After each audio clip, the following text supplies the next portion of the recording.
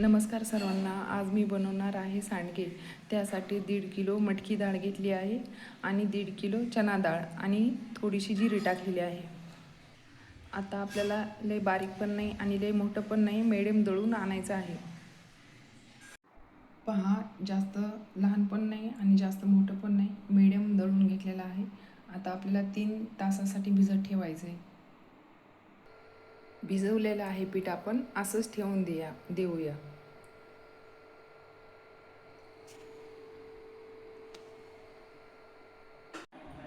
चांगलं भिजलेलं आहे पीठ. आपण मसाले टाकून घेतलेले आहेत.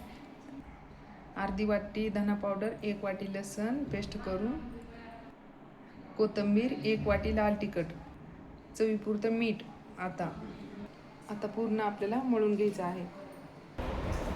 आता आपल्याला सांडगा बनवून घ्यायचा आहे. पहा, आपलं पीठ बनवून तयार झालेलं आहे. आता आपण सांडग्याला बनवून घेऊया. असा आपल्याला पूर्ण सांडगा बनवून घ्यायचा आहे. पहा, बनवून झालेला आहे आपला वडा.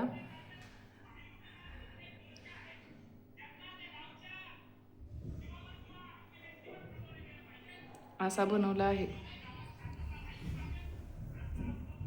पहा, सांडगा आपला तयार झालेला आहे. उन्हामध्ये चांगला वाळून घेतलेला आहे. आम्ही सांडगा पण म्हणतात आणि वडा पण.